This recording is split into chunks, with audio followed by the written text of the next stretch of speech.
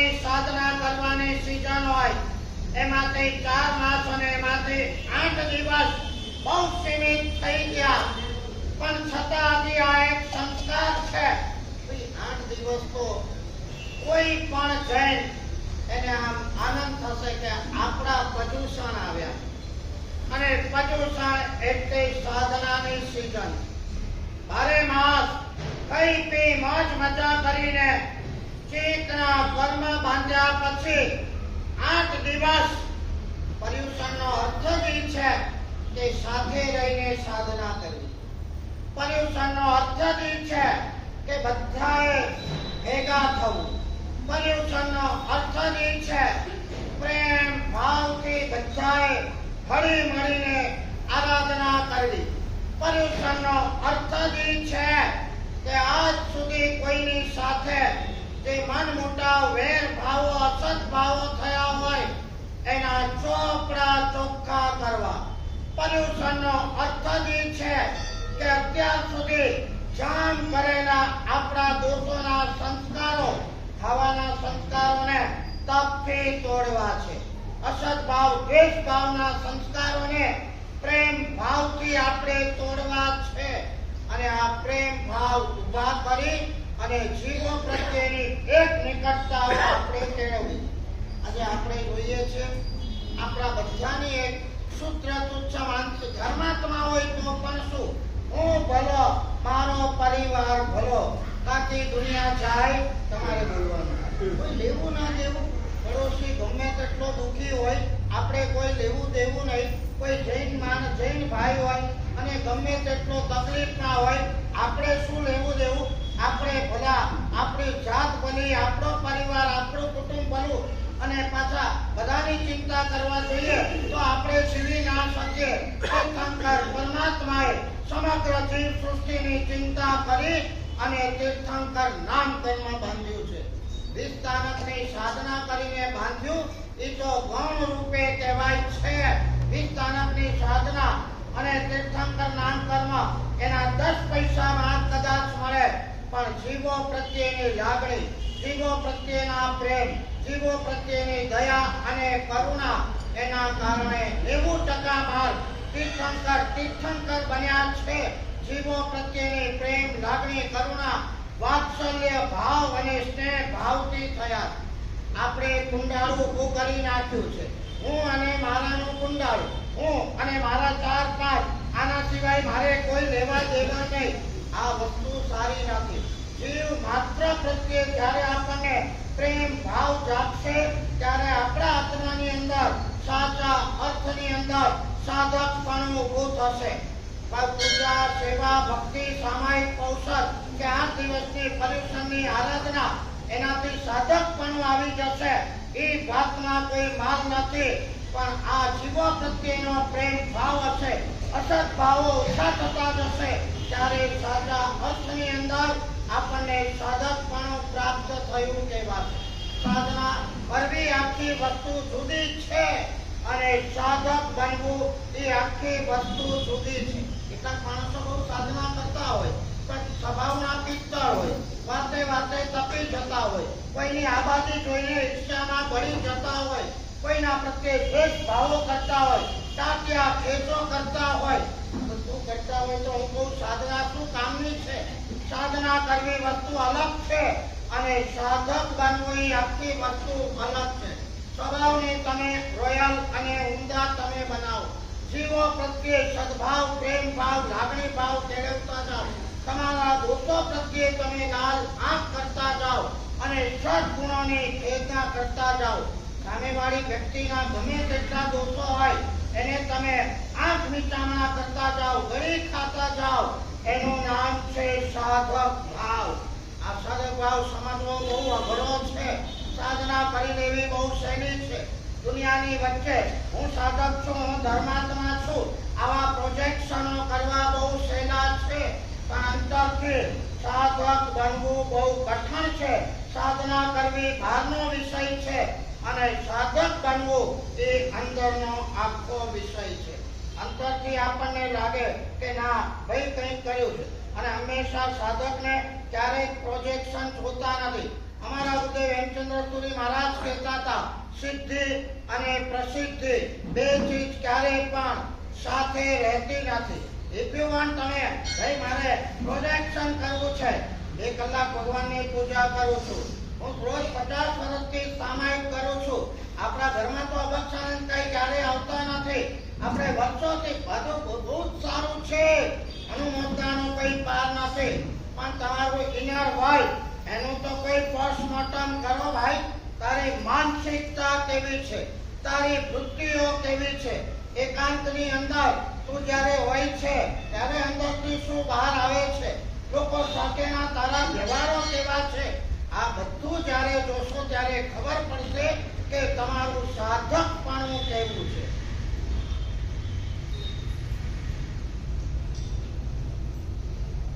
અંગ્રેજીમાં આજે 3 વાક્ય તમને આપું છું આ પર્વ નિમિત્તે. 2 વસ્તુ આપણને બહુ કિંમતી મળી છે. નંબર 1 પર્વ અને નંબર 2 તીર્થો. બિયોન્ડ છે ઈ પાલિતાના, ઈ શંકેશ્વર, ઈ ગિરનાર, ઈ સમેત શિખરે, રણકપુર, આ બધા તીર્થો આપણે જઈએ, અભિભૂત થઈ જઈએ ભગવાનને જોઈને અને ભક્તિમાં ગાંડા થઈ અને આપણે પુણ્યના થોકે થોક બાંધીએ. આ તાકાત છે તીર્થોની. અને પર્વો જ્યારે સામે આવે છે ત્યારે પણ આજે જોઈએ આપણે આખા હિન્દુસ્તાનમાં નહીં પણ આખા વર્લ્ડની અંદર જૈનો ફેલાયેલા છે. અને આજના દિવસે ગણગણતા ઘોડાની છે. અમે તો અમે છે ને ગળગળા થઈ જઈએ. હમણાં કોઈ આવે, મહારાજ સાહેબ 28, આગલા દિવસે કશું ના હોય, હોટલમાં અતરવાનું કરી આવ્યા હોય, ભલું હોય તો ગલતી અટકાઈ જવી. તમારી વાત થાય એવી નથી.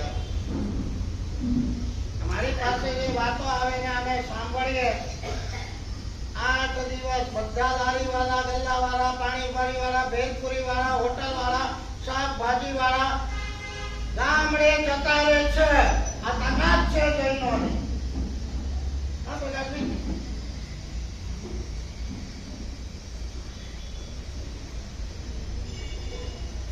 ધર્મ કરવો બહુ સહેલો છે અને ધર્મને સમજવો બહુ અઘરો છે. શું કીધું?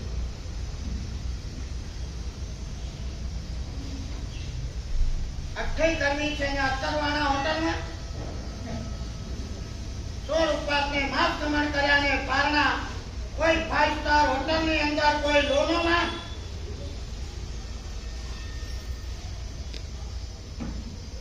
આંગળી ઘડે ને કૂતરું છાટે જેવી દશા થાય.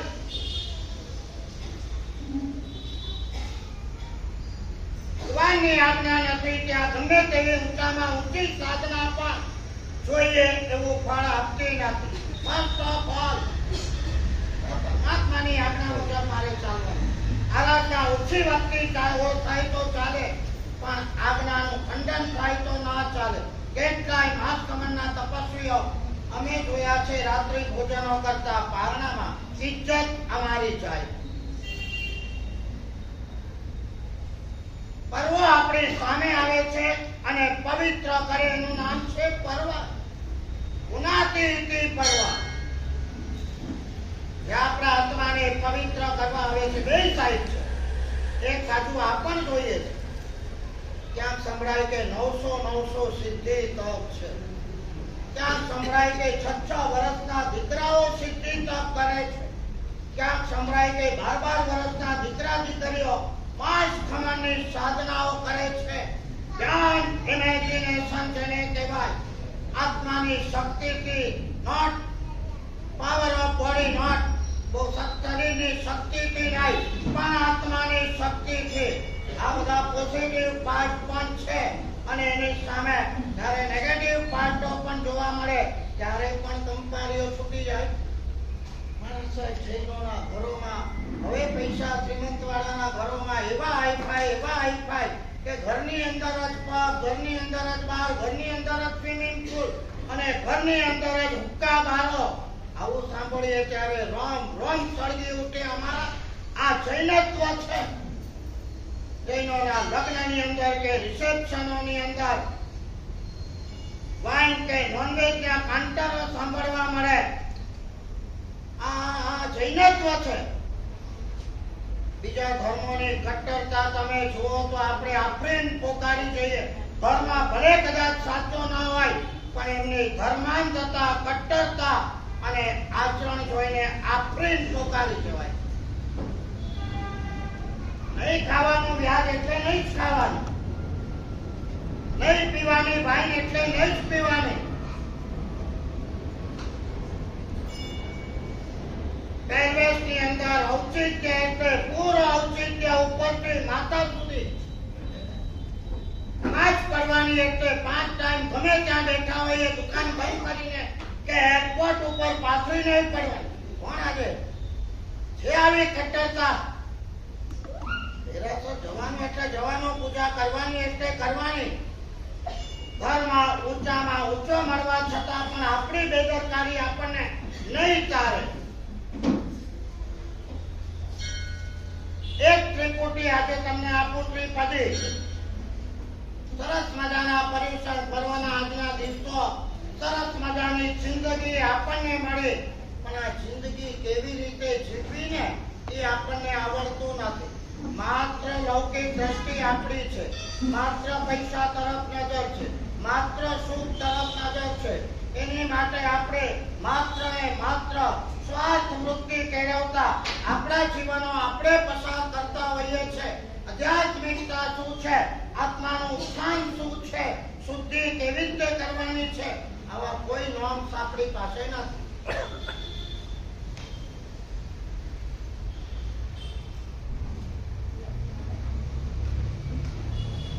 કોઈ આપણું અપમાન કરે તો આપણે શું કરવાનું?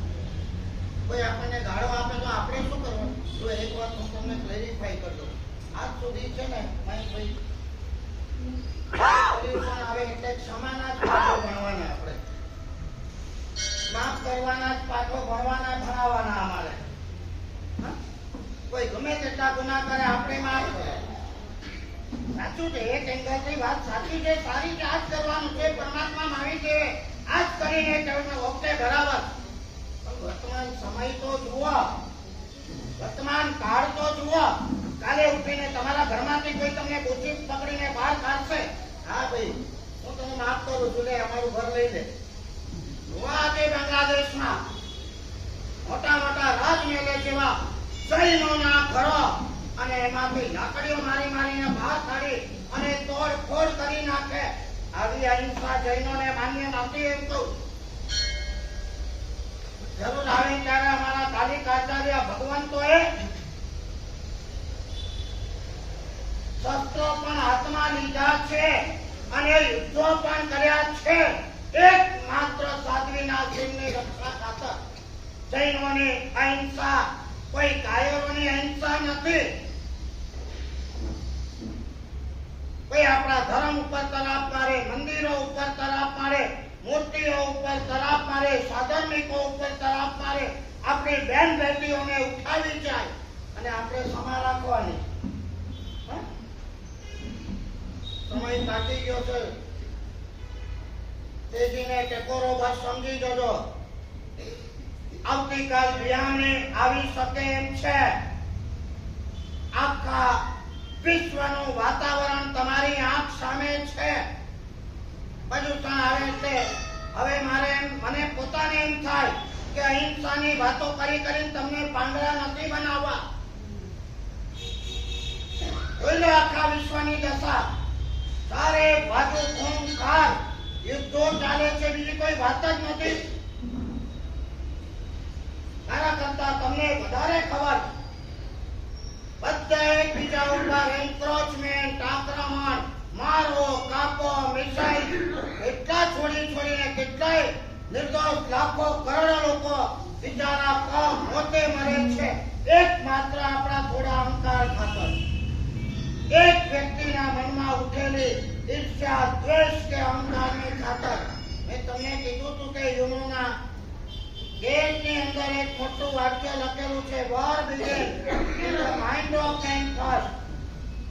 એક વ્યક્તિના નાનકડા મનની અંદર યુદ્ધની શરૂઆત થાય છે. 1,80,00,000 જે ચેડા મહારાજાના યુદ્ધની અંદર મર્યા, પણ એની પાછળ એક સ્ત્રીના એક મનની અંદર એક નાનકડી ઈર્ષ્યાની આગ કામ કરી ગઈ છે. યુદ્ધ જેટલા ખતરનાક હોય છે એના કારણ એટલા ખતરનાક નથી હોતા. બસ મારે ઘોડો જોઈએ, ચેતના કાકી જોઈએ, મારે દડો જોઈએ, અને આ કાન બંબેની પતિની અને આખા યુદ્ધો ફાટી નીકળ્યા. એક દેશ બીજા દેશ તમે જુઓ, યુક્રેન હોય કે પેલેસ્ટાઇન હોય, ઈરાન હોય કે ઈરાક હોય, અમેરિકા હોય કે રશિયા હોય, બાંગ્લાદેશ હોય, બધા તમે જુઓ આ યુદ્ધની આગમાં હોમાતા આપણને દેખાતા હોય ત્યારે આવતીકાલ આપણા માટે પણ કેટલી સેફ છે, બહુ મોટો પ્રશ્ન છે. આરાધના કરવી સારી છે, પણ હવે એક સેફટીનું કોચલું ઊભું કરવું પણ જરૂરી. આપણે આપણા પરિવાર, સાધનિકો, આપણા મંદિરો, અને આપણી ખબર તો છે કે નહીં તમને, 500 વર્ષ પહેલા આ મોગલ શાસનની અંદર આપણા સેંકડો નહીં હજારો મંદિરો અને લાખો નહીં કરોડો મૂર્તિઓ આ જમીનની અંદર ગરબાઈ ગઈ. મંદિરો જોઈ લો આજે બધા, કોઈ ચાહે તિરુપતિ બાલાજી હોય કે ચાહે કોના છે, બધા કોના જાતિ ઠોકી કોને, પણ હું આટલું જોરથી બોલું તો છતાં આપણે સાચવી ના શક્યા. એન્ક્રોચમેન્ટ મોગલોએ તોડફોડ કરી, બીજા શંકરાચાર્યોએ તોડફોડ કરી, અને બધું આપણે ગુમાવવાનું થયું છે. હકીકત એમાં શરમાવાનું શું છે? અને હજી આપણે જો નહીં જાગીએ, આપણી બેન બેટીઓ સલામત નથી રહેવાની, આપણા મકાન પહેલા તો સલામતો નથી રહેવાના. બહુ ખરાબ વૈશ્વિક પરિસ્થિતિ છે. કઈ પ્રકારની હિંસા હોય, વૈશ્વિક હિંસા હોય, રાષ્ટ્રીય હિંસા હોય, સામાજિક હિંસા હોય, કૌટુંબિક હિંસા હોય કે આર્થિક હિંસા હોય, કઈ પ્રકારની હોય. વૈશ્વિક હિંસા તમે જોઈ રહ્યા છો, રાષ્ટ્રીય હિંસા પણ તમે જોઈ રહ્યા છો. દેશની અંદર આખો દેશ જાણે કોમીના નામે ભડકે બળી રહ્યો છે. એકબીજાને કઈ નજરે જોવામાં આવે છે. રાષ્ટ્રીય હિંસા, સામાજિક હિંસાઓ પણ જોઈએ છે. સામાજિક આજ્ઞા વિરુદ્ધ જેટલા પણ કુરિવાજો અને હિંસાઓ છે, આ બધી સામાજિક હિંસાઓ છે. ધર્મના નામે રાત્રે નાચ ગાન ને ખાવા પીવા, આ શું છે? સામાજિક હિંસા છે. કૌટુંબિક હિંસા, ઘરની અંદર વડીઓ સળગતી હોય, અને આત્મિક હિંસા પોતાના ભાવો પણ જ્યારે વિષય વાસના અને કસાયોની અંદર આચાર રામસૂત્ર એમ કહેતું હોય કે અટ્ટે લોહે બધું ભડકે બળે છે. આખો લોક વિષયથી, કસાયથી, વિરાટતાથી, હિંસાથી, આર્ત ધ્યાનથી અને અશુભ ભાવોથી આ લોક આખો ભડકે બળે છે. અને એના કારણે આ જીવો બધા દુઃખી અને ત્રસ્ત છે. આચારામ સૂત્રનો આ એસેન્સ છે. આપણી પાસે જોવાની કળા જોઈએ, દ્રષ્ટિ જોઈએ. કોકની પાસે થોડો પુણ્ય દઈ જાગ્યો, થોડું સુખ મળ્યું, થોડા રૂપિયા મળ્યા, થોડી જાવો જલાલી કરતો કોઈ જોવા મળ્યો કે આપણે માની લઈએ કે આ બધું સુખ છે. 99.99% ને આપણે જોઈએ બધા આંતરિક દુઃખોને, બાહ્ય દુઃખોની રીબામણથી, પીડાને, વેદનાથી ત્રાહી થઈ રહ્યા છે. અને હકીકત એટલી છે ખાલી કે આપણે આપણા દોષોથી જ દુઃખી થઈએ છીએ. બહારની કોઈ સામગ્રી, બહારની કોઈ વ્યક્તિથી નહીં. 3 વસ્તુ આજે હું તમને આપું. Weak people revive. છેલ્લું સૂત્ર શું છે? આ ધાર્મિક દ્રષ્ટિએ થોડી વાત કરું. Weak people revive. બદલો કોણ છે? બતાવી દઉં તને કોણ બોલે, તને પણ જોઈ લઈશ આવું કોણ બોલે. Those who are weak, જે અંદરથી વીક છે, જે અંદરથી અસમજદાર છે, જે આત્મિકપણું પામ્યા નથી, ભગવાનના શાસ્ત્રો, સિદ્ધાંતો, આજ્ઞાને સમજ્યા નથી, જેને માત્ર ટીટ ફોર ટેટ કરવું છે, જેને માત્ર પોતાનું અસ્તિત્વ જાળવી રાખવું છે, જેને માત્ર પોતાના અહંકારોને પોષવા છે, એ વ્યક્તિ કેમ કે છે દિવ્યાંગ એટલે હકીકતમાં તમે સમજો આખી વસ્તુ ઉલટ છે. જે માણસ સહન કરે છે એ સુરવીર છે અને જે માણસ સામનો કરે છે એ કાયર છે. મહાવીર એટલા માટે બન્યા કે મહાવીરે બધું સહન કર્યું. જે વ્યક્તિ સમર્થ હોય અને છતાં સહન કરે એ વ્યક્તિ મહાવીર કહી શકાય. ભગવાન સમર્થ હતા, ખૂબ મારે તો બધા ઉડી જાય એવું સામર્થ્ય હતું. દેવતાઓ પણ જેમની સેવામાં હાજર હતા. ભગવાન બધી રીતે કેપેબલ અને છતાં ભગવાને નક્કી કર્યું બધું સહન કરવું છે, બધાનું સહન કરવું છે. સહન કરવામાં સુરવીરતા જોઈએ, સામનો કરવામાં કાયરતા. લોજિકલી આપણે વિચારીએ તો આપણને ખબર પડે સામેનો માણસ આવ્યો છે આપણી સામે, જેમ તેમ બોલ્યો છે, ઉત્તરો કર્યા, કષ્ટો આપ્યા, હેરાન આપણને કર્યા અને એ વસ્તુ આપણે અંદરથી આપણે બેર નથી કરી શકતા એટલે આપણે ઉછળી પડીએ છીએ, તૂટી પડીએ છીએ, સામનો કરી નાખીએ છીએ. આ જ આપણી વીકનેસ છે. શું છે સમજાય? ફિલોસોફિકલી વાત કરું છું. મારા આખા ગણિતો જુદા છે. તમે તો કોઈ એક બોલે ને તમે ચાર જવાબ આપી દો ને, એક ગાળ આપે તો ચાર આપો, એક લાખો આપે તો ચાર આપો, તો જ તમે કાયર કેવડાવો, તો જ તમે બહાદુર કેવડાવો. અમારી મમ્મીઓ પણ અમારા દીકરાઓને સ્કૂલે મોકલતા શીખવે, જો કોઈનો માર ખાઈને આવ્યો છે તો તારી ખબર નથી. કોઈ એક મારે તો આપણે ચાર ઠોકી દેવાની, રોતા રોતા નહીં આવવાનું. આ શીખવાનો બીજું કઈ ઠીક છે. कहाँ जा रहे हैं हम? તમારે પાસે તર્કો એવા છે ને કે અમે ચૂપ થઈ જઈએ પાછા. મારા સાહેબ આવું ન શીખવાડીએ તો બધા તૂટી પડે અમારા ઉપર. વીક પીપલ રિવેન્જ, બદલો લે છે, સામનો કરે છે, બતાડી દે છે. એ માણસ ઓલવેઝ વીક છે. સામનો કરે છે, એ જ બતાવે છે કે આ એની વીકનેસ છે. can't bear himself, પોતાની જાતને સહન કરી શકતો નથી એટલે ઉછળી પડે છે. અને આગળનું સૂત્ર એવું વિચિત્ર છે ને, સ્ટ્રોંગ પીપલ ફોરગીવ. બીજું કયું છે? ફોરગીવ, માફ કરી દો, લેખો કરી દો, જવા દો. કોણ જવા દે ભાઈ? તો કે strong, those who are strong. અવળું દેખાય છે ને તમને બધું? તમારે તો સૂત્ર બનાવવું હોય તો આમથી ઊંધું તમે બનાવી દો ભાઈ. Strong people revenge, weak people forgive.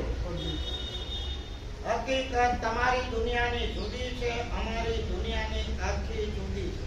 તમે માત્ર ક્રિયાકાંડને ધર્મ સમજો છો અને ધર્મ અને મારું ચિંતન એમ કે છે પહેલા તમારો પાયો તમે મજબૂત કરો. તમારો પાયો શુદ્ધ હશે, મજબૂત હશે, આગળ કદાચ સાધના ઓછી હશે તો પણ ચાલશે. અને આ પાયો મજબૂત કરવા માટે પર્વાધિરાજ પ્રદૂષણની અંદર 4 વસ્તુ હું તમને આપું. પહેલા નંબરની અંદર તમારા વ્યવહાર ધંધામાં, તમારા અર્થ પુરુષાર્થની અંદર તમે પ્રમાણિક બનો. તમારા કામ પુરુષાર્થની અંદર તમે પવિત્ર બનો. એક બાજુ પ્રમાણિકતા હશે, બીજી બાજુ પવિત્રતા હશે. તમારા વ્યવહારની અંદર તમે પરોપકારી બનો. આ સૂત્ર તમને બરાબર યાદ રહી જવાના છે જિંદગીભર, એની મને ખાતરી છે. અને તમારા લોકોના સાથેના વ્યવહારમાં તમે પ્રેમાળ બનો. પર્યુષણ પર્વના આ 4 સોના સંદેશા આપણા હૃદયની અંદર જો ઉતરી જશે, આ ભવ તો સફળ થશે, જન્મ આપણા સફળ થવાના. વ્યક્તિ સાથેના વ્યવહાર આપણા પ્રેમાળ નથી. જ્યાં સ્વાર્થ દેખાય ત્યાં બનાવટી પ્રેમ ઉભો કરવામાં આપણે માનીએ. ધંધામાં પ્રમાણિકતા,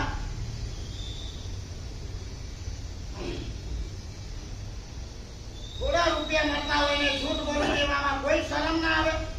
એ વખતે આપણને લાગે એમ જૈન જન્મથી હું જૈન છું, ધર્માત્મા છું, સંસ્કારી છું, કુટુંબના આવા સંસ્કારો મને મળ્યા છે.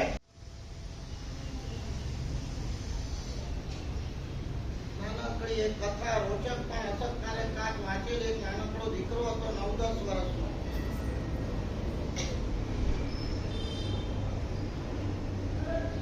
એક જ મિનિટ આગળ આવી જાઓ. કહેવત છે કે life is not bed of roses. જીવન કોઈ સુવાળી સૈયા નથી. ઉથલ પાથલ અને ઝંઝાવાતોથી ભરેલી આ જિંદગી દરેક માટે હોય છે. દરેકનો દરેક સમય પણ સરખો હોતો નથી. થોડી પુણ્યની ગરમી આવી તો ઊંચા નીચા થઈ જવાની જરૂર છે. જરૂર નથી. ઇદમ આપી ગમિષ્યતિ. આ પણ જવાનું છે. આ સૂત્રને સતત નજર સામે રાખવાનું છે. કલકત્તાની ફૂટપાથ ઉપર 9-10 વર્ષનો છોકરો કેરીનો ટોપલો લઈને બેઠેલો છે.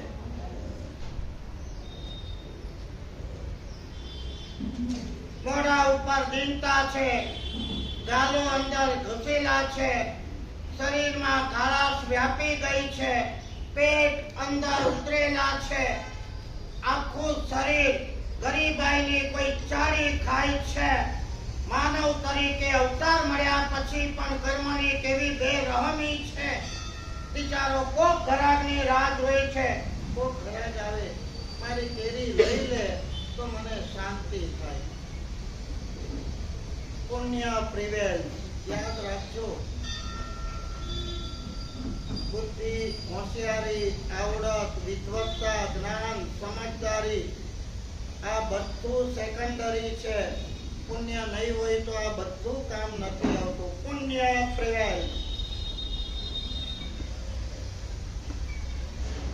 એક ઠેકાણે ગુજરાતીમાં સરળ વાક્ય વાંચેલું, બહુ હોશિયારી ન કર, તારા કરતા ઘણા હોશિયાર માણસો જેલના સળિયા પાછળ છે. બિચારો રોડ ઉપર જતા પેડેસ્ટ્રીયન વટેર માર્ગોને જોઈ છે. એ ઘરાક આ જાય છે, તે કેરી લેવી છે અને ઓલા શેઠ કે ના ભાઈ મારે કેરી નથી જોઈતી, જતા રહે. અને જ્યાં ના પડે ત્યાં ધ્રાસકો પડે. ઓલા બીજા એક નહીં તો બીજા નહીં તો ત્રીજા. સવારના 9 વાગ્યાનો બેઠેલો 5:45 થવા આયા. નસીબનું પાંદડું જ્યારે ફરેલું હોય ને ત્યારે માણસની શું દશા થાય છે, અવદશા થાય છે. ક્યાંય કોઈ સમયનો ભરોસો રાખશો નહીં, કર્મના ભરોસા રાખશો નહીં, ભવિતવ્યતાના ભરોસા રાખશો નહીં, વ્યક્તિના ભરોસા રાખશો નહીં અને સંબંધોના પણ ભરોસા રાખશો નહીં. આપણે જીવવાનું છે માત્ર આપણા પુણ્ય ઉપર, આપણા ગુણો ઉપર, આપણા સદગુણો ઉપર, આપણા બળબૂતા ઉપર જ આપણે જીવવાનું. 6 થયા દિનહીન વદનથી બધાને જોયા કરે અને સવારથી ઘણા હોય છે. ભાવનગરમાં હું એક વખત હતો, ભાઈ મને કે મારા સાહેબ દુકાન મોટો શોરૂમ છે, આપણે બિલીવ ના કરે. મને કે સવારથી સાંજ સુધી બોણી નથી થતી લાઈવ. અને આ દીકરાને પણ સવારથી સાંજ પડીને કોઈ ઘરાક આવ્યો નહીં, ટોપલો એમને પડ્યો છે, દિનહીન વદન છે. શું કરવું ને શું ન કરવું એમ થાય છે. અને એમાં એક શેઠ ત્યાંથી પસાર થાય છે. છેલ્લું આશાનું કિરણ છે. આ શેઠ કેરી લઈ લે તો સારું. અને શેઠ ટુમકુરથી આવેલા હોય છે. સત્ય ઘટના છે. બહારથી આવેલા છે, હોટલમાં ઉતરેલા છે, બિઝનેસ માટે આવેલા છે, રસ્તામાંથી પસાર થાય છે. શેઠ કેરી લેવી છે. શેઠ કહે છે કે ભાઈ હું તો બહારથી આવેલો છું, મારે કોઈ કેરીની જરૂરત નથી. પણ શેઠ થોડીક લઈ લો ને, 2-4 કેરી લઈ લો. તો શેઠ કે ભાઈ મારે જરૂરત જ નથી, મારે તો હોટલમાં ભાણું તૈયાર છે, હું કેરી લઈને આપું કોને?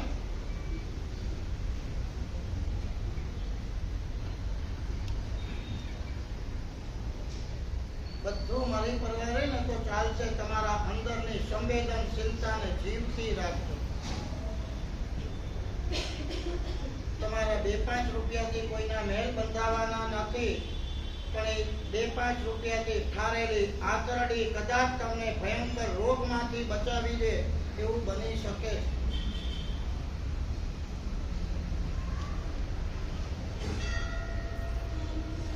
તો હતા, પણ સાથે થોડી સંવેદનશીલતા હતી. છોકરાના મોઢા ઉપરથી એમને ખ્યાલ આવી ગયો કે આ કોઈ નિર્દેશ છોકરો છે, કોઈ દુખિયારો છે. જરાક પાછળ વાળીને મુંડી કરી મોઢું કર્યું અને છોકરાની આંખમાં આંસુ હતા. શેઠ પૂછે છે, ભાઈ મારે કેરી જોઈતી નથી, મારે કેરી લેવી નથી, એમાં તું આટલો નારાજ થઈ ગયો, તાર રડવા બેઠો, તારી આંખમાં આંસુ આવી ગયા. શેઠ છેલ્લી આશાનું કિરણ તમે હતા અને તમે જતા રહેશો, કેરીનો ટોપલો એમને એમ પડ્યો રહેશે. મારી આ કેરી વેચાતી નથી, એનું મને દુઃખ નથી, પણ દુઃખ ઈ વાતનું છે કે ઘરે ગયા પછી મારી ઘરડી દુખિયારી ભૂખી અને માંદી એવી માતાને હું શું જવાબ આપીશ, શું મોઢું બતાવીશ?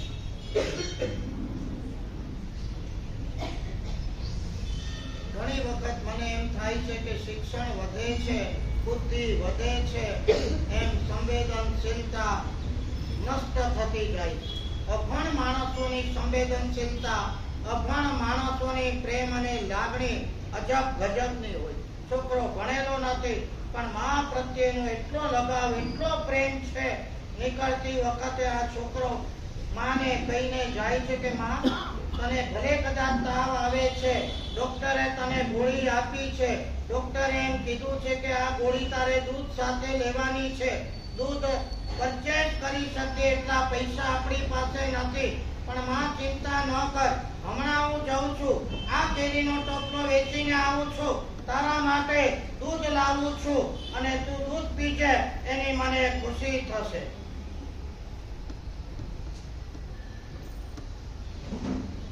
બહુ મજેથી સવારે દૂધના કટોરા આપણે પીએ છીએ, પણ કરોડો કરોડો કરોડો લોકોને દૂધના દર્શન પણ દુર્લભ છે, એનો વિચાર સુદ્ધા ક્યારે પણ આપણને આવતો નથી.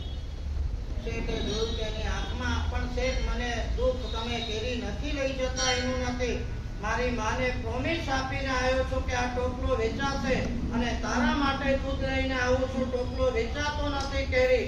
અને ઘરે જઈને માને હું શું જવાબ આપીશ? માં રાહ જોઈને ઊભી હશે, હમણાં દીકરો આવશે, હમણાં દૂધ લાવશે, હમણાં ગોળી લઈશ અને હમણાં મારો તાવ જતો રહેશે. પિતાજી છે નહીં, માં એકની એક છે, દુખિયારી છે, ઘરના કામો કરે છે, તાવમાં સબળે છે. નાનકડી એક 6 વર્ષની બેન છે, માને દીકરી, ભાઈલો હમણાં આવે, હમણાં પૈસા કમાઈને આવે, આ રાહ જોઈને બેઠા છે. સંસાર બહુ કરુણ છે, સંસારની કરુણાંતિકાનો કોઈ પાર નથી. આપણે થોડા સુખ શાંતિમાં બેઠા છીએ એટલે બીજાના દુઃખ દર્દો નથી આપણે જોઈ શકતા કે નથી આપણે ફીલ કરી શકતા, પણ યાદ રાખજો, આજ તારો ને કાલ મારો, વારા પછી આવશે વારો. ચક્રવર્તીઓ પણ નિગોદની અંદર ને નરકની અંદર જાય છે. તિર્યંશની અંદર ગઈકાલના ચક્રવર્તીઓ પણ જો સબળતા હોય છે, અરે આજ ભવની અંદર મોટા એસ્ટેટ એજન્ટો, ભૂકંપો વગેરે થાય, ક્યારે નેચરલ કેલેમિટીઓ આવે ને ફ્લડ આવે, ત્યારે માત્ર 4 પૂડી અને શાક માટે કોઈ સંધ્યા રેસ્ક્યુ કેમ્પની અંદર ઉભા રહેલા આજે આપણે આપણી આંખ સામે જોતા હોઈએ. અરબો ખરબોના વેપાર કરનારા, એની આ જ બહુમાં જો આ દશા થતી હોય તો તમને એમ નથી લાગતું કે ભાઈ આપણે કંઈક પુણ્ય જમા કરી રાખવું પડે, ફ્યુચરની સેફટી આપણે ક્રિએટ કરી રાખવી પડે? આપણી પણ આ દશા થશે તો આપણું શું થશે? શેઠ એકદમ હલી ગયા. બહારના હતા, મહેમાન હતા, હોટલમાં ઉતરેલા હતા, પણ દીકરાની આ દીનતા જોઈને હલી ગયા. અને શેઠ કહે છે, કઈ વાંધો નહીં બેટા, જરૂર કેરીની મારે નથી, પણ આ ટોપલો છે ને તો આ ફલાણા હોટલમાં 4 નંબરના રૂમની અંદર છે, ત્યાં મૂકી દેજે, કિંમત કેટલી છે? બોલો છોકરો કે 4 રૂપિયા છે, છૂટા છે નહીં, 10ની નોટ કાઢીને આપે છે. અને છોકરાના મોઢા ઉપરની જે રોનક અને ચમક છે, બિયોન્ડ છે.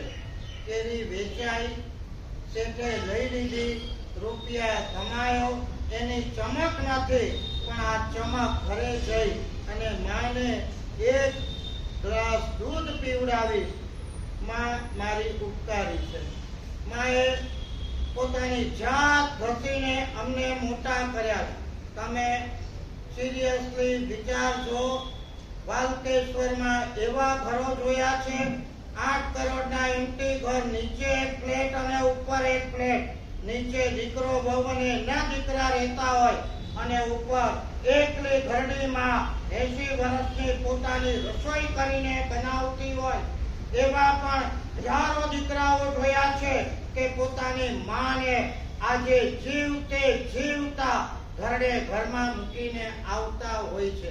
જે માએ પેટે પાટા બાંધીને દીકરાને મોટા કર્યા હોય છે, ભણાયા હોય છે, ઘરેણા ગીરવે મૂકીને પણ પાલન પોષણ કર્યા હોય છે, અને ઈ જ દીકરા જ્યારે માને બહુની ચડવણીઓથી ઘરડા ઘરમાં મૂકે. એક વાત સમજી રાખજો, ઘરડા ઘરમાં મા બાપને મૂકનારા શિક્ષિત હોય છે કે અભણ હોય છે?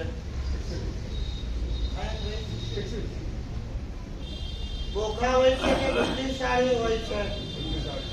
પૈસા વાળા હોય છે કે પૈસા વગરના હોય છે? આ બધું જોતા પ્રકાશભાઈ એમ ન લાગે આ બુદ્ધિ, આ પૈસો અને આ શિક્ષણ, એના દ્વારા જો આ જ ધંધાઓ થતા હોય તો ધૂળ પડે આ બધા ઉપર. બુદ્ધિ ન મળી હોત તો સારું હતું, રૂપિયા ન મળ્યા હોત તો સારું હતું, શિક્ષણ ન મળ્યું હોત તો સારું હતું. એક બાજુ આ દ્રશ્ય છે ને બીજી બાજુ એક નાનો છોકરો એની માં એક ગ્લાસ દૂધ પીવડાવવા માટે લાલાઈ છે. મારી માને એક ગ્લાસ દૂધ પીવડાવ અને 10 રૂપિયા આપ્યા છે, તમે અહીંયા ઉભા રહો.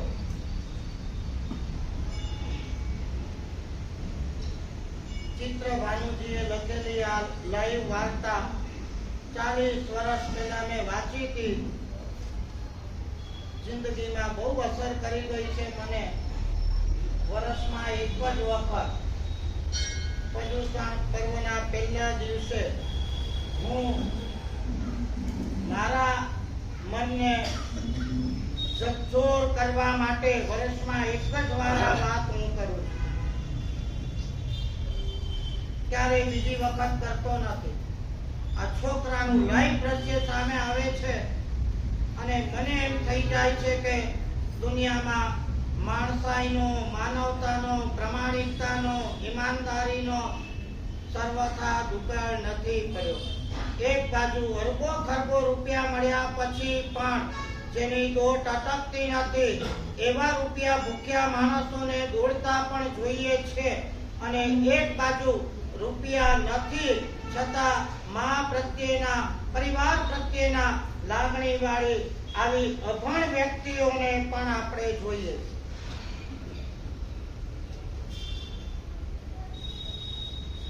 સાહેબ તમે 2 મિનિટ અહીંયા ઉભા રહો, હું છૂટા લઈને આવું છું હમણાં. ઓકે, સ્ટેટ ઉભા છે, ઓલો છૂટા કરાવવા ગયો છે, 10ના 4 રૂપિયા રાખવા છે, 6 રૂપિયા પાછા આપવા છે, 5 મિનિટ, 10 મિનિટ, 15 મિનિટ, અડધો કલાક થયો, ટોપલો છે, સેટ છે, વેટ કરે છે, અડધો કલાક ના આવ્યો અને સેટની માનસિકતામાં ગડબડ થઈ. કાઈ બધાને ગરીબના લેબાસામાં સાલો ઉલ્લુ બનાવી દીધો. એટલે હું તમને ઘણી વાર કહું છું, ધર્મના લેબાસામાં કોઈને ઠગવાના કામ નહીં કરતા, અને કોઈને ઠગવા હોય તો તમે ધર્મ કરવાના ઢોંગ નહીં કરતા.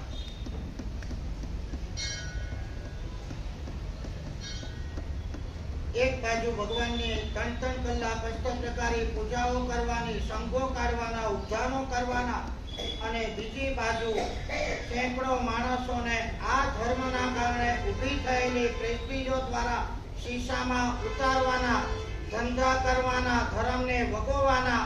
આ ધંધા તમે મહેરબાની કરીને ના કરતા. અને સમય એવો છે કે અમારા પાઠ ઉપરથી તમને બચાવવા માટે પ્રેમથી કહેવું પડે છે, ધર્માત્માનો પણ અત્યારે વિશ્વાસ કરવા જેવો નથી. ધર્માત્મા એટલે ધર્મ ક્રિયા કરનારા માત્ર. કેમ કે સેંકડો એવા કેસો અમે જોયા છે કે ધર્મ કરનારા હોય અને અને હકીકતમાં કેટલાક માણસો તો એવું બોલે છે કે ધર્મ કરનારાઓ લુચ્ચા ઠગે છે, આવું કહેતા થઈ જાય. કેટલી હદે આ થયું હશે.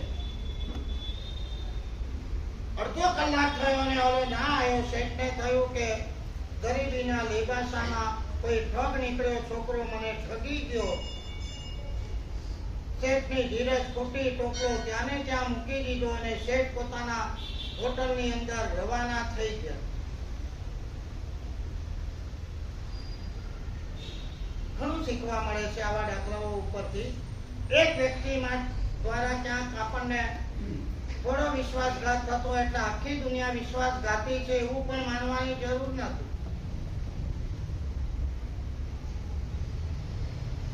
શેઠ તો ગયા વાત પણ ભૂલી ગયા અને 4 દિવસ પછી એક નાનકડી દીકરી 6 વર્ષની જે આની બહેન હતી હોટલના બારણે આવી. બારણું ખટખટાયું. શેઠે બારણું ખોલ્યું. નાનકડી રેચેડ અવસ્થામાં રહેલી દીકરી સામે એને દેખાઈને શેઠે પૂછ્યું કે કોણ બેટા? અને ઓલી દીકરી વાત કરે છે, તમે ફલાણા શેઠ, તમે ટુમપુરથી આવેલા છો? કે હા. તમે કે 4 દિવસ પહેલા કોઈ છોકરા પાસેથી કેરી ખરીદી હતી? ઓલો કે હા. તો કે 10 રૂપિયા આપ્યા હતા? તો કે હા. તો કે 6 રૂપિયા લેવાના બાકી હતા? તો કે હા. તો કે તમારા 6 રૂપિયા આપવા આવી છે.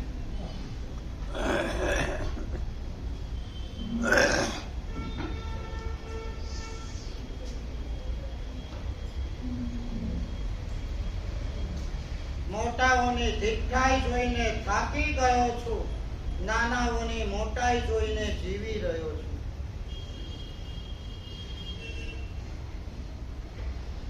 પૈસાથી મળતી મોટાઈ મોટાઈ નથી. સત્તાથી મળતી મોટાઈ મોટાઈ નથી. પુણ્યથી મળતી મોટાઈ મોટાઈ નથી. સમાજના માન પાનથી મળતી મોટાઈ મોટાઈ નથી. રાજકારણના કે ધર્મ ક્ષેત્રના કોઈ સારા પદથી મળતી મોટાઈ એ મોટાઈ નથી.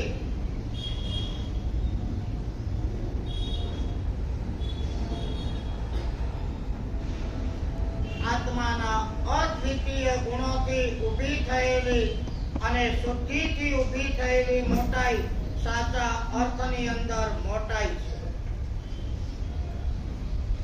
મારે તમને એમ કહેવું છે કે આ દાખલા દ્વારા તમારા હૃદયને આવું ઈમાનદાર બનાવજો.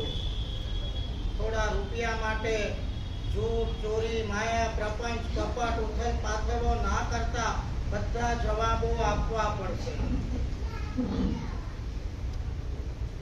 મારે તમને કહેવું છે, તમારા વ્યવહારને એકદમ પવિત્ર અને પરોપકારી અને પ્રેમાળ બનાવજો. જીવન જીવવાની મજા આમાં છે. બીજા પાસે કામ કરાવી લેવામાં, બીજાની સેવા લઈ લેવામાં, આપણો સ્વાદ સાધી લેવામાં, આપણી ભાખરી શેકી લેવામાં કોઈ મજા નથી. અને એમાં પાછી આપણે હોશિયારી માનવાની. આપણે કામ કરાવી લીધું.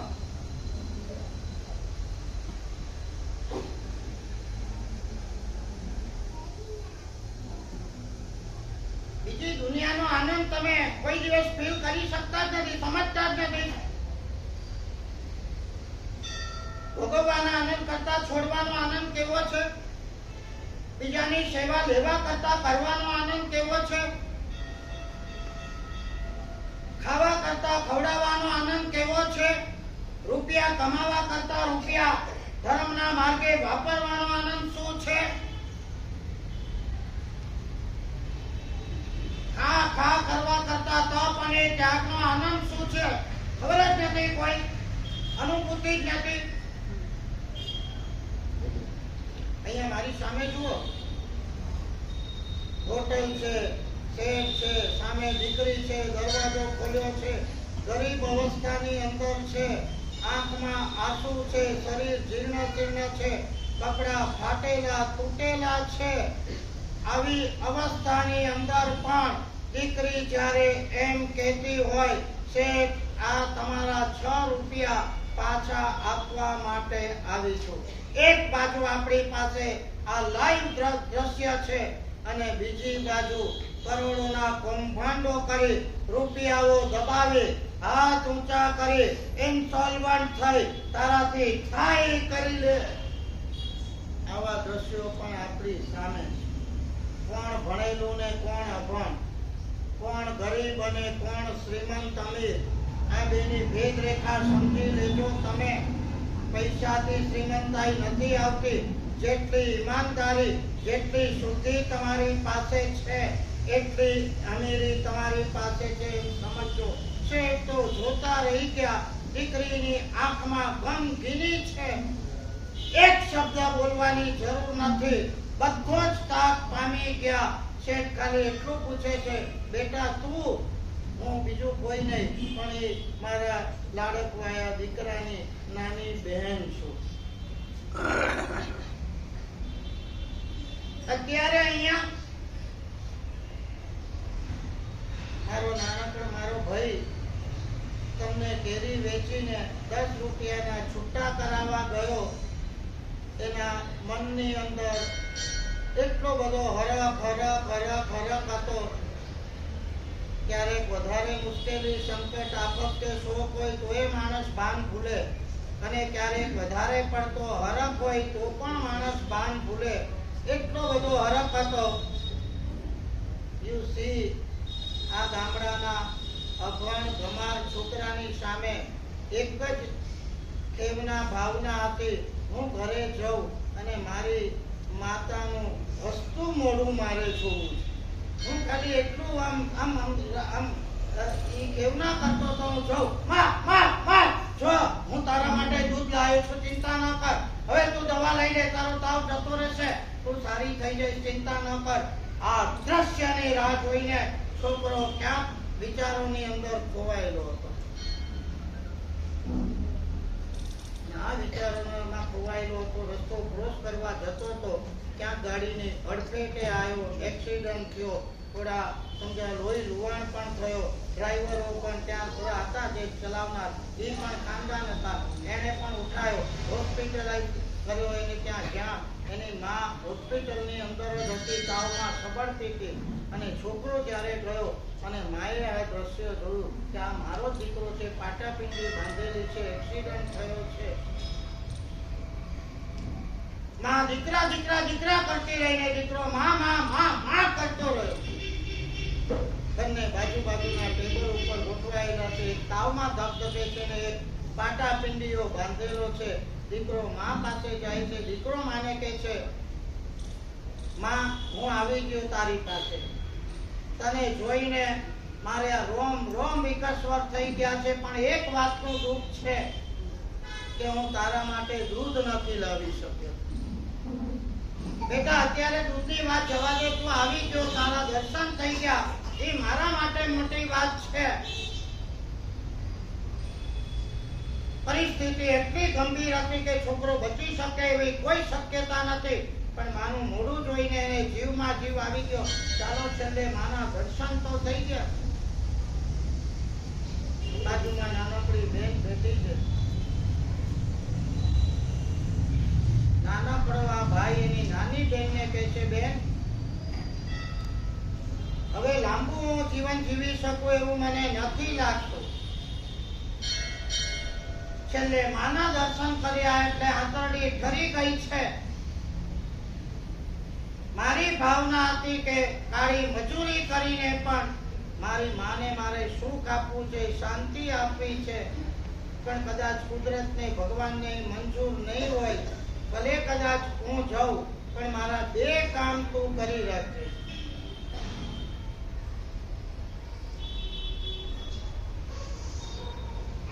કેટલું કરુણ દ્રશ્ય હશે આપણને. અને આવા તો લાખો કરોડો દ્રશ્ય આજે છે પણ ભલે આપણે નિષ્ઠુર થઈ ગયા છે આટલી વાત સુધી છે. હું ભલો ને મારું ઘર ભલું. બેન કે તું ચિંતા ન કર. તું જે કહી છે કે 2 જ કામ કરવાના છે. હું તો આ દુનિયામાંથી વિદાય લઉં છું. બચું ના એવું ના બોલ માં કહે છે ચિંતા ન કર, હજી તો ઘણું જ. માં તું ભલે કહેતી હોય પણ મને લાગતું નથી કે હવે હું વધારે સમય કાઢી શકું. દીકરીને કહે છે બે જ વાત મારી માનજો તો મારો જીવ તારી ગતિમાં જશે. બોલ બેન કહે છે શું છે? નંબર 1 એક જ છે, હું જઉં છું પણ તું આ માતાને બરાબર સાચવજે. સરળ લાગતા શબ્દોની અંદર કેટલી ગહન ફિલોસોફી અને માતૃ પ્રેમ ભરેલા છે. એ બિયોન્ડ છે, બિયોન્ડ. વ્યક્તિ જ્યારે આ દુનિયામાંથી વિદાય થાય છે ને પછી એની કિંમત સમજાતી હોય છે. માં જીવતી હોય છે ત્યારે એની કિંમત સમજાતી નથી અને પછી કરોડોના મહોત્સવો કરવાનો કોઈ અર્થ નથી. જીવતે જીવતા એને પ્રેમ આપો, લાગણી આપો, સાંત્વના આપો, મુખ આપો. એના અંતરના આશીર્વાદ જે મળશે એ તમારી જિંદગીને ન્યાલ કરી દેશે, ન્યાલ. આ દીકરાને મરતા નથી પોતાની પીડાની કોઈ ચિંતા, નથી અહીંયાથી જવાની મોતની કોઈ ચિંતા. અંદર તો બધા હાડકા ભાંગી ગયા છે, તૂટ શરીર થઈ રહ્યું છે, કઈ જ વાંધો નહીં. એને ચિંતા એક જ છે કે મારા ગયા પછી મારી માનું શું થશે. આ માત્ર કોઈ કથા તો લાઈવ જ છે, એકદમ કોઈ કાલ્પનિક કથા નથી, પણ આવી લાખો કથાઓ આજે છે. પણ આપણા હૈયા નિષ્ઠુર અને સંવેદનહીન થઈ ગયા.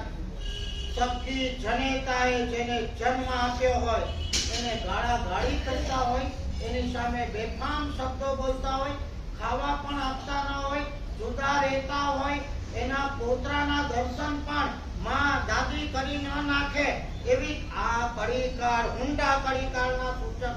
કળીકાળ કોઈ લોકમાં નથી, કળીકાળ આપણા કાળજામાં છે.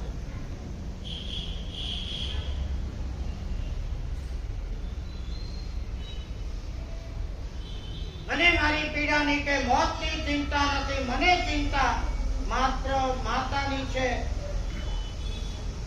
તું વાસણ કરજે, કપડા કરજે, મજૂરી કરજે, પણ આપણી ઘરડી માંદી માતાને ક્યાંય તું ઓછું આવવા દેતી નહીં.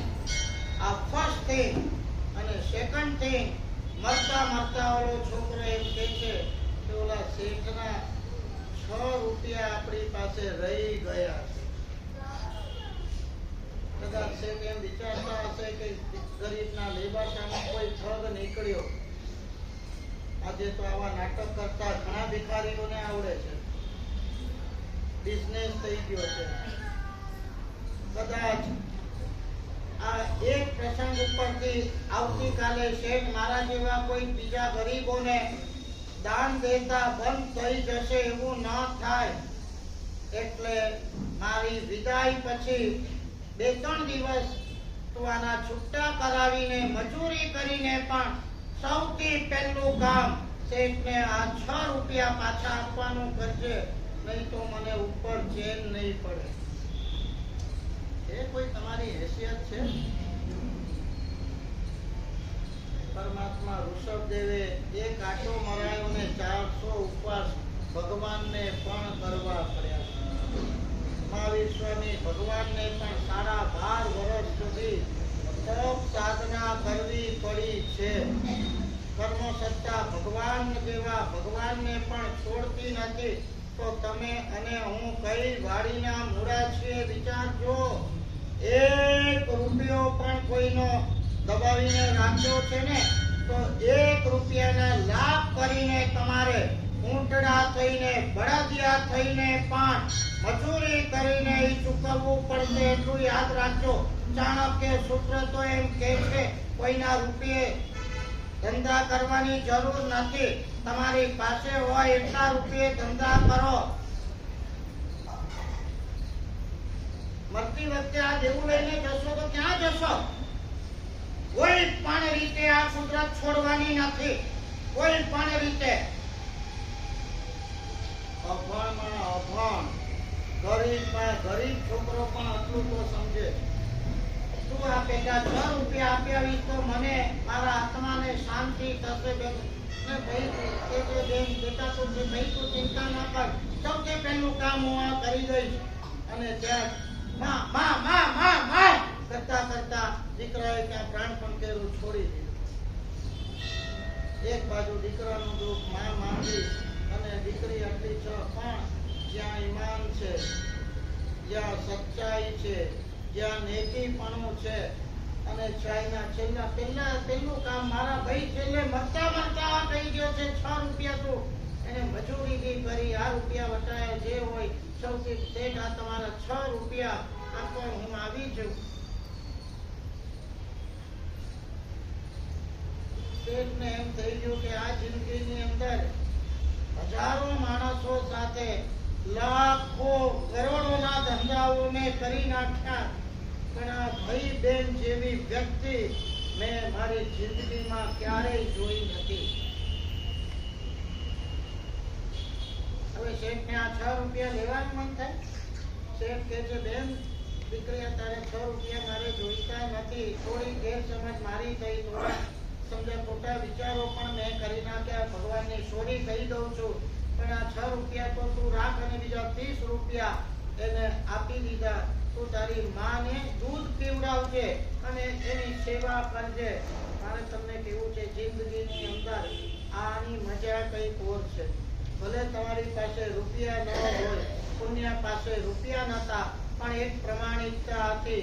100 વર્ષ પછી પણ આજે પુણ્યો જૈન શાસનના જગતની અંદર ગવાતો હોય. મારે 1 રૂપિયો અપ્રમાણિકતાનો ધંધામાં ન જોઈએ, હરામનો ન જોઈએ. આ પર્યુષણ પર્વ ખાલી આપણને તપ ત્યાગના બોધ નથી આપતું. પર્યુષણ પર્વ આપણા આખા જીવદળને કન્વર્ટ કરવાનો બોધ આપે છે. અત્યાર સુધી માયા પ્રપંચ કપટો બહુ કર્યા, અત્યાર સુધી અપ્રમાણિકતાઓ લુચ્ચાઈ બહુ કરી. આ સંવત્સરી પછી નથિંગ ડુઈંગ, આમાંથી મારે કઈ જોઈએ નહીં. મારે સ્ટ્રેટ ફોરવર્ડ બની જવું છે. કોઈ લુચ્ચાઈ બદમાશી, કોઈના પ્રત્યે દ્વેષ અસદભાવ, કોઈ ટાટિયા ખેંચ, કોઈ અહંકાર, કોઈ દેશ કે કશું જ મારે રાખવાનું નથી. હું ભલો, મારો આત્મા ભલો, મારી સાધના ભલી, મારે પરલોક ભલો, અને આ પરંપરામાં સરળતા અને સચ્ચાઈથી મારે આગળ વધવું છે. આ ભાવના રાખશો તો તમારા પર્યુષણ, તો તમારું પ્રતિક્રમણ સાર્થક થશે. આ બાળક એક લાઈવ દાખલો છે, એને નજર સામે રાખજો. એના લાખમાં ભાગનું પણ ઈમાન આપણામાં આવી જાય તો આપણા પર્યુષણ આજે સાર્થક ગણાશે.